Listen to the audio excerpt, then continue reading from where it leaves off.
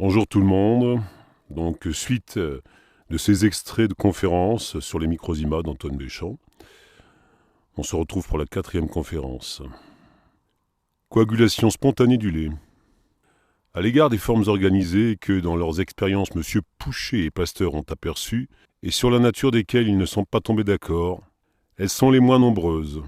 Sport ou œuf, leur origine est très naturelle, autant que simple.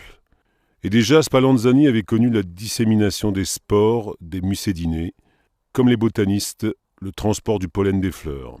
Mais ce que M. Pasteur et Pouchet n'ont pas aperçu dans l'air ordinaire, ou qu'ils ont laissé passer sans y prendre garde, ce sont les granulations moléculaires, non seulement de l'air, mais des matières qu'ils employaient dans leurs expériences.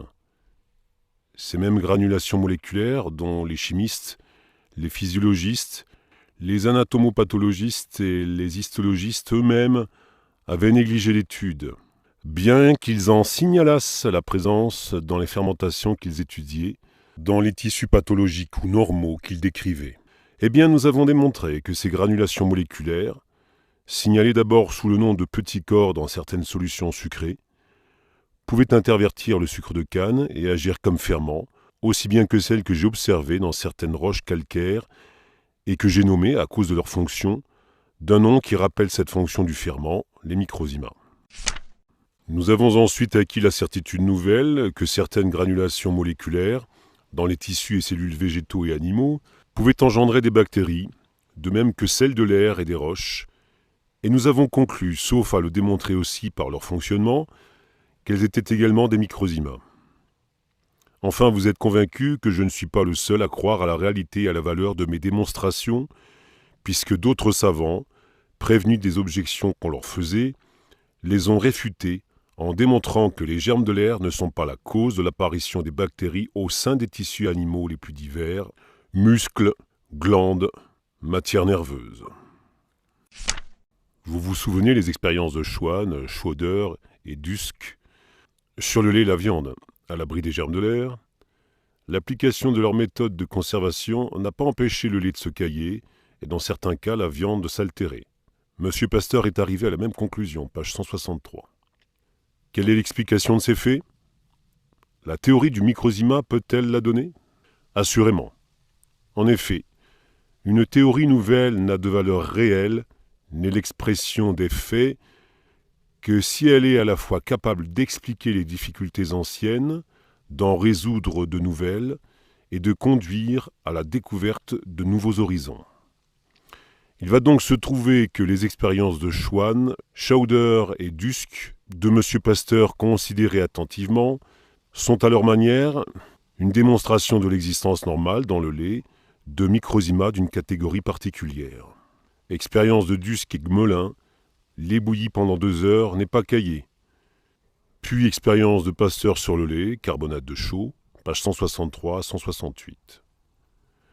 Bref, M. Pasteur ne s'est pas préoccupé de la constitution histologique du lait, ni de la façon dont il est formé dans la glande mammaire.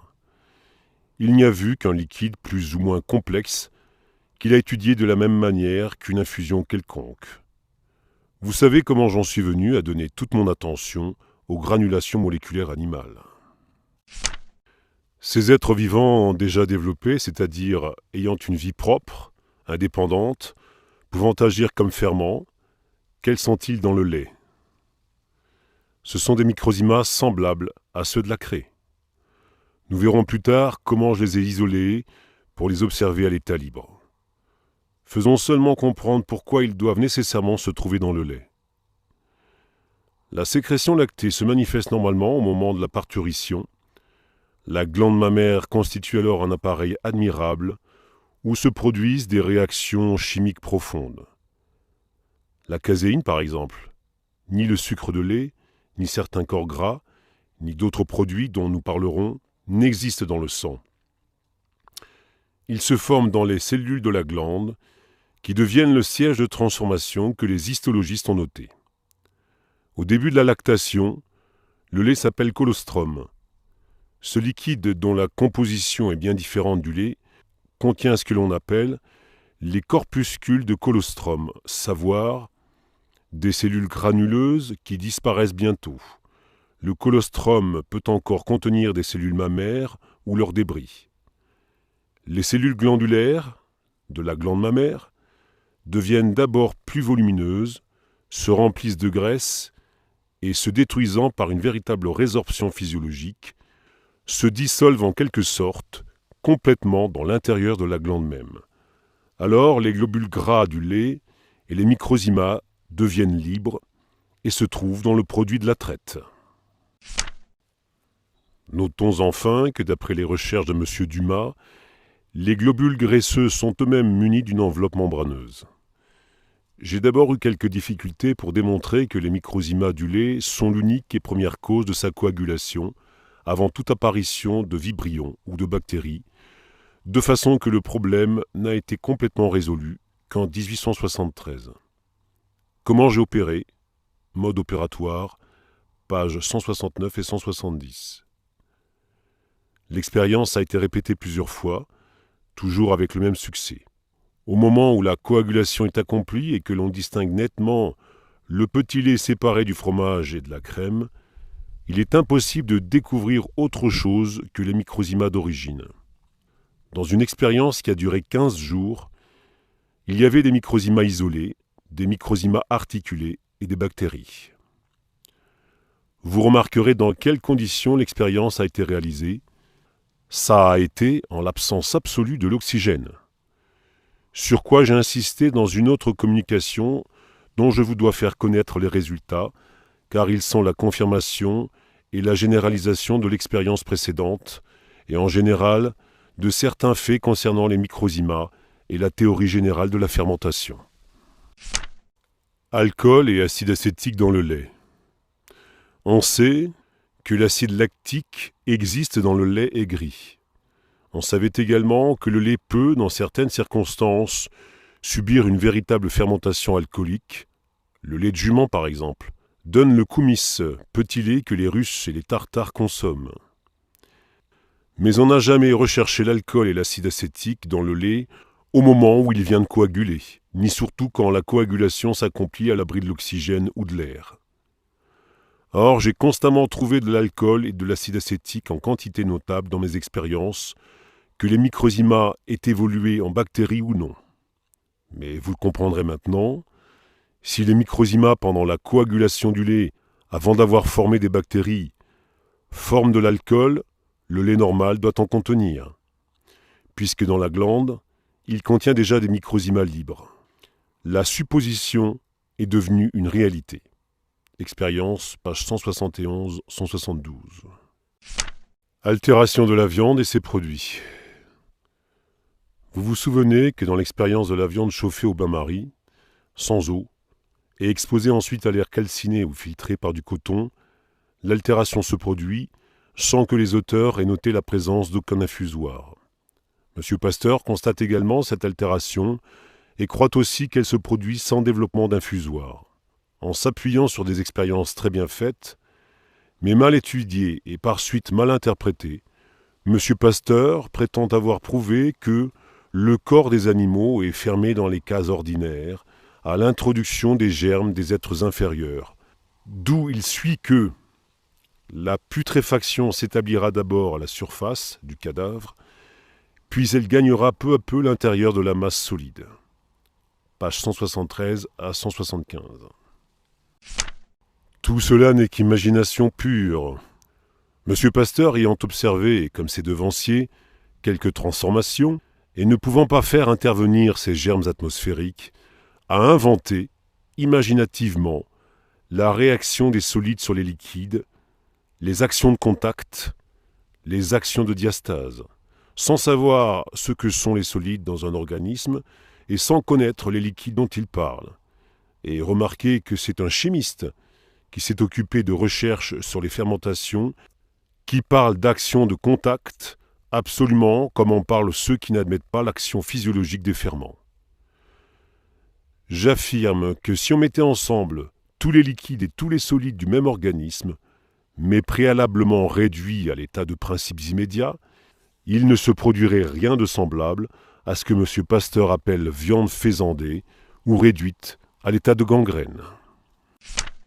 Quoi qu'il en soit, L'observation et les hésitations, les explications même de M. Pasteur ont une grande importance. Ce savant a constaté en somme que la viande ou un fruit, détaché de l'animal ou de l'arbre, subissent quelques transformations, matériellement observables, qu'il n'a pas pu attribuer à l'intervention des germes de l'air. La cause en est toute interne. La viande, le fruit, la portent en eux-mêmes. Si donc nous démontrons que les microzymas du fruit ou de la viande sont les agents transformateurs, il en résultera que M. Pasteur, à sa façon, démontre le rôle des microzymas. Nous savons que la viande, comme tous les tissus, contiennent des microzymas susceptibles d'évoluer en bactéries ou vibrions, que le lait se caille par l'influence de ses propres microzymas, en produisant de l'alcool et de l'acide acétique et ensuite de l'acide lactique. Je vous entretiendrai prochainement des microzymas du foie et des fermentations qu'ils y déterminent. L'altération de la viande est un phénomène du même ordre que cela. Cela résulte des recherches de M. Joseph Béchamp, que je vais vous faire connaître. Expérience, fermentation alcoolique de la viande, méthode de Joseph Béchamp, page 177-178. M. Joseph Béchamp a tiré toutes les conséquences qui découlaient de ses recherches. Il en a fait les applications toxicologiques les plus importantes, en faisant observer quelle grave erreur serait commise si l'on voulait conclure de l'alcool des liquides ou des tissus de l'organisme un empoisonnement. J'ajoute seulement que l'auteur a justement fait observer qu'il est probable que dans la putréfaction très avancée, on ne trouverait pas d'alcool. Celui-ci aurait été détruit par les microzymas mêmes qui l'ont produit. En effet, j'ai constaté depuis longtemps que l'alcool est parfaitement fermentescible et que les produits de sa fermentation sont les acides de la série formique, etc.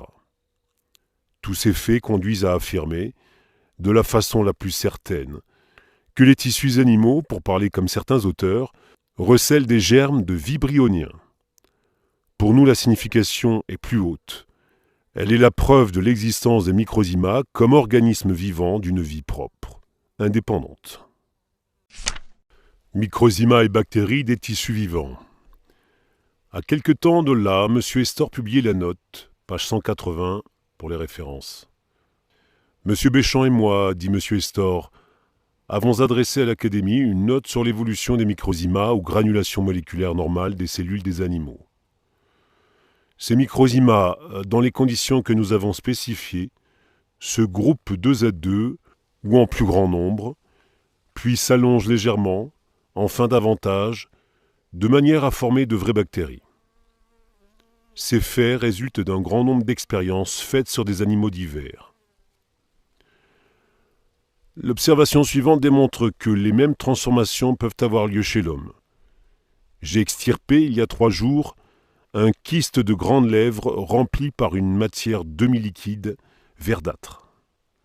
Un examen immédiat au microscope a montré les microzymas à toutes les périodes de leur évolution.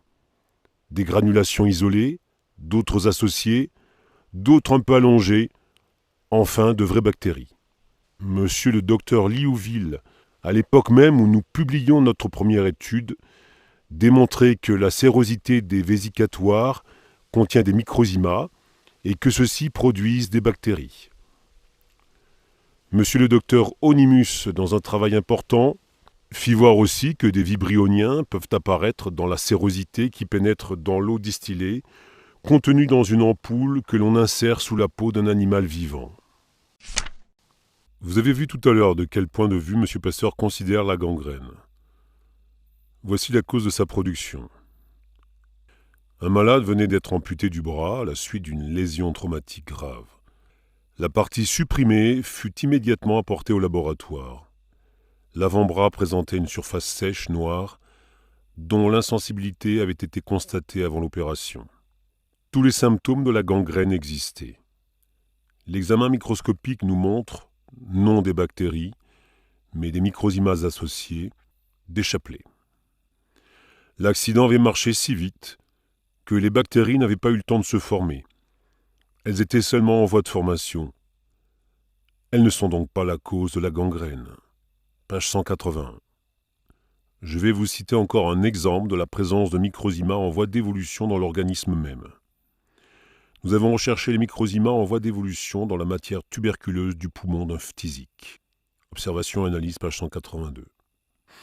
Il est donc possible de constater, même sur le vivant, dans certains états pathologiques, l'existence dans le corps, dans les parties profondes, des divers états de l'évolution des microzyma, jusqu'à l'état de bactéries. Impénétrabilité des membranes aux vibrions. À plusieurs de ces faits, on peut objecter, et M. Pasteur objecte toujours, la présence des germes de l'air que l'on n'a pas évité. Par conséquent, il est nécessaire que je vous démontre directement cette très réelle impénétrabilité. Expérience jaune d'œuf de poule, page 183. Nous avons eu l'occasion, M. Eustache et moi, d'étudier des jaunes moisis de cette manière. Jamais nous n'avons trouvé le mycélium pénétrant dans le jaune. On peut donc démontrer l'impénétrabilité d'une membrane aux germes atmosphériques. Mais il convient de s'arrêter un moment sur cette considération de la relation des êtres vivants avec l'atmosphère dans laquelle tous sont plongés.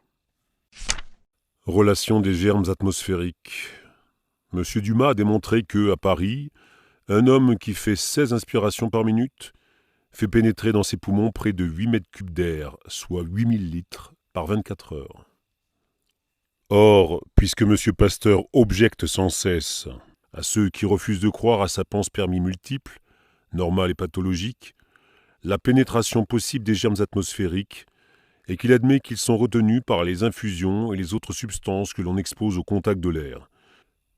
J'ai demandé depuis longtemps pourquoi il n'admet pas qu'ils sont retenus également par toute la surface des voies respiratoires et de cette vaste nappe humide que le poumon supposé étalé en surface représente, et n'y pénètre pas. Mais indépendamment de l'air qui pénètre par les poumons, il y a aussi celui qui nous enveloppe. Et il est bien certain que toute la surface du corps est couverte d'une myriade de corpuscules microscopiques organisés. Il y a aussi celui qui pénètre avec les aliments et la boisson dans l'estomac. Cet air y laisse la plus grande partie de ces molécules organisées. Enfin, les yeux dont la surface est toujours humide et d'autres ouvertures naturelles ou accidentelles peuvent être considérés comme étant les endroits par où les microzyma pourraient s'introduire. En fait, M. Pasteur assure que les vibrions du canal intestinal ont pour origine les germes de l'air ou de l'eau. Il n'en voit pas d'autres. Pour nous, nous y voyons surtout les vibrions provenant des microzyma de nos propres tissus, de nos aliments, de nos boissons. Vous voyez par là quelle est la complication du problème, et combien il est difficile d'affirmer que tel résultat ou tel autre doit ou ne doit pas être attribué aux germes de l'air. Le plus simple a été de faire abstraction de ces germes en réduisant leur influence à rien. La question n'est donc pas de savoir si des microzyma pénètrent dans les organismes, mais si les microzyma de ceux-ci possèdent actuellement des propriétés dont ne jouissent pas ceux de l'atmosphère. Nous savons déjà que, par l'emploi de l'acide phénique ou de la créosote, nous pouvons empêcher l'évolution et la multiplication des germes atmosphériques et conserver inaltérées les matières les plus altérables. Nous avons vu de plus, par les expériences sur le lait, comme sur les moisissures, que si l'on peut enrayer l'évolution des microzyma, on ne supprime pas leur activité. Laissez-moi vous rapporter les expériences qui démontrent la proposition suivante. L'influence des microzymas atmosphériques sur une matière putrescible peut être rendue aussi petite que l'on veut, ou être réduite à zéro. Suppression de l'influence des microzymas atmosphériques. Expérience sur la craie, censée contenir des microzyma, comparée au carbonate de chaux pur, page 186-187. Vous voyez par là que les microzyma de l'atmosphère, tombés dans le carbonate de chaux pur pendant qu'on l'agitait dans l'air, et dans le bouillon de levure pendant qu'on faisait le mélange, non seulement n'ont pas agi, mais n'ont pas augmenté. Au contraire, la craie qui contient une foule de microzyma a augmenté de poids parce que ces microzyma ont pullulé et se sont partiellement transformés. Ils ont plus que triplé. Expérience de contrôle, page 187-188. Vous voyez maintenant pourquoi M. Pasteur a vu apparaître des bactéries dans l'infusion de levure sucrée additionnée de craie. S'il avait employé du carbonate de chaux pur, certainement, il n'aurait pas été obligé de chauffer son mélange sous pression. Ainsi, dans les expériences où M. Pasteur voit si aisément apparaître des vibrioniens, la créosote ou l'acide phénique s'opposent absolument à leur apparition lorsque les substances mises en expérience ne contiennent pas déjà les microzymas qui les produisent. Cela posé, rapprochons de la multiplication des microzymas de la craie dans le bouillon de levure sucrée la multiplication des microzymas dans l'organisme. Le foie est l'une des glandes où se produit une prolifération très active des granulations moléculaires. Je trouve dans les œuvres de Claude Bernard un renseignement précieux à ce sujet. L'illustre physiologiste a noté chez le lapin en digestion de carottes et de pain, chez le chien en digestion de féculents, que les cellules du foie sont turgides, arrondies et entourées de myriades de petites molécules animées d'un mouvement brownien excessivement rapide. Au contraire, chez l'animal à jeun, les cellules ne sont pas entourées de granulations moléculaires, les bords de ces cellules sont très nets, et elles sont comme aplaties chez le lapin à jeun. Je viens d'avoir l'accent. Page 189, pour les références. Nous reviendrons sur cette observation très intéressante lorsque nous nous occuperons du fonctionnement physiologique et chimique, voire histologique, des microzymas. Mort physiologique d'une bactérie ou d'une cellule. Dans la 3e conférence, je vous ai dit que peu de temps après la mort d'un animal, les cellules des organes disparaissent. Que deviennent-elles ? À leur place, on découvre une multitude de granulations moléculaires. La destruction d'une cellule est évidemment la mort, plus que la mort de cette cellule. À ce propos, je me suis demandé ce que pouvait être la mort d'une cellule et aussi celle d'une bactérie ou d'un vibrion. Et nous le verrons plus tard, ce rapprochement n'a rien de hasardé, car nous démontrerons que les microzymas produisent les bactéries et vibrions par évolution, ils produisent les cellules par construction. Eh bien, la fin physiologique d'une cellule, c'est sa dissolution, sa régression, son retour au microzyma formateur. Quand la cellule se détruit, les microzymas restent. Il en est de même pour les bactériens. Quand la bactérie disparaît, les microzymas reparaissent. Dans l'estomac d'un chien en digestion, il y a des bactéries qui physiologiquement passent avec les produits digérés dans l'intestin grêle. Un peu au-delà du pylore, on n'en retrouve plus. Il n'y a que des microzymas. Mais les bactéries reparaissent dans le gros intestin et même un peu avant. Les microzymas aux divers âges. Monsieur Joseph Béchamp s'est proposé de rechercher si les microzymas étaient fonctionnellement les mêmes aux différents âges d'un même être, depuis l'état fœtal jusqu'à l'état adulte, et quelle pouvait être leur fonction chimique aux différents âges dans le même centre organique. Méthode sur les microzymas du jaune d'œuf, page 191-192. À l'époque, on ne connaissait que les microzymas du foie et du pancréas comme étant fonctionnellement différents. L'auteur a opéré sur les muscles, le poumon, le cerveau et les glandes, aux divers âges depuis l'état fœtal, de certains animaux et de l'homme. Méthode de prélèvement, page 192-193. Quand il s'agit d'étudier la fonction chimique d'un tissu ou d'un organe, il y a à considérer 3 choses. Leur matière albuminoïde soluble sans fonction chimique, leurs imases, leur partie insoluble, dans laquelle il faut encore considérer l'élément anatomique et les principes immédiats organiques qui la constituent. Explication de la technique sur un muscle, page 193-195. Nous reviendrons dans une autre conférence sur les fonctions chimiques des microzymas des différents tissus. Nous allons nous occuper surtout de leur inégale aptitude à évoluer en bactéries, soit dans l'emploi, soit dans l'eau sucrée. Résultat des expériences. Les germes de l'air n'ont absolument pas eu d'influence sur les phénomènes observés. Considérons dans chaque série successivement les tissus non glandulaires et les glandes. Muscles. Dans l'emploi, les bactéries apparaissent toujours, mais plus difficilement dans l'expérience où l'on emploie des muscles de fœtus. Dans la solution de sucre de canne, les bactéries apparaissent plus lentement et l'on peut aisément suivre les diverses phases de leur évolution. Avec le muscle de fœtus, Il peut arriver que l'on ne constate pas l'apparition des bactéries et que les microzymas associés existent seuls. Poumons. Les choses se passent à peu près comme pour le muscle, dans l'emploi et dans l'eau sucrée. Il semble même que les bactéries apparaissent plus lentement. Pour le poumon de fœtus de veau dans l'eau sucrée, les poumons de 3 à 4 mois n'ont donné que des microzymas associés sans bactéries. Cerveau. La matière cérébrale a fourni des résultats très dignes d'attention. Celle d'adultes, dans l'emploi, ne donne pas de bactéries. L'évolution s'arrête aux microzymas associés.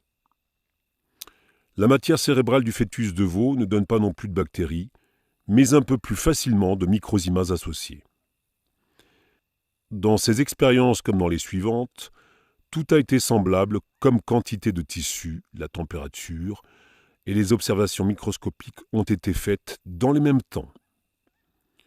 Avec la matière cérébrale, bien que des phénomènes de putréfaction véritables se fussent manifestés, les bactéries n'apparurent à aucun moment. D'un autre côté, n'est-il pas remarquable que le poumon, dont le contact avec l'air a lieu sur une si grande surface, n'est pas plus facilement que le muscle, par exemple, laisser apparaître des bactéries? J'essaierai de donner l'explication de ce fait. Toutes choses égales d'ailleurs, les microzymas des glandes évoluent plus facilement en bactéries que ceux des tissus non glandulaires. Le foie. Le foie produit des bactéries avec la plus grande facilité, et on a noté que l'évolution est plus lente dans l'eau sucrée. Les microzymas du fœtus de veau, à 3 ou 4 mois, dans l'eau sucrée, n'ont pas donné de bactéries. L'évolution a paru s'arrêter aux microzymas associés. Le pancréas. Le pancréas est à peu près dans le même cas que le foie. Il convient de noter que les bactéries y acquièrent souvent la longueur de l'Leptotrix. Glandes salivaires. Ces glandes ont présenté cette particularité de donner facilement naissance aux bactéridies, bactéries immobiles, et aux leptotrix, très longues bactéries immobiles. Enfin, tout cela, à quelques nuances près, se vérifie avec les tissus humains. Vous remarquerez que le cerveau de fœtus humain produit des bactéries dans l'emploi de fécule, plus aisément pour le fœtus le moins âgé. La faculté de produire des bactéries diminue avec l'âge du fœtus, si bien que la matière cérébrale, à l'âge de 6 mois, ne produit que des microzymas associés légèrement allongés, sans vraies bactéries, et que celle d'adulte ne produit plus que des microzymas associés. Relativement à l'évolution bactérienne des microzymas, M. Joseph Béchamp a remarqué qu'elle est incomparablement plus facile dans l'emploi que dans tout autre milieu, que la transformation des microzymas en bactéries se faisait plus facilement dans les tissus d'adultes, et à ce propos, il rappelle que ce sont les microzymas du jaune d'œuf qui subissent le plus difficilement cette évolution. Nous reviendrons dans une autre conférence sur une autre phase des études de M. Joseph Béchamp, ayant spécialement trait à la fonction purement chimique des granulations moléculaires des tissus adultes ou de fœtus qu'il a examinés. Pour une infinité de détails secondaires, la thèse est à consulter, référence page 199. L'auteur insiste à chaque instant sur les preuves établissant que les résultats qu'il a consignés sont absolument indépendants des germes atmosphériques. Il en est vraiment ainsi. Et vous voyez, par tous ces faits accumulés, que lorsque l'animal meurt, quelque chose de vivant, au sens chimique, persiste dans le cadavre, le microzyma. Fin de cette 4e conférence.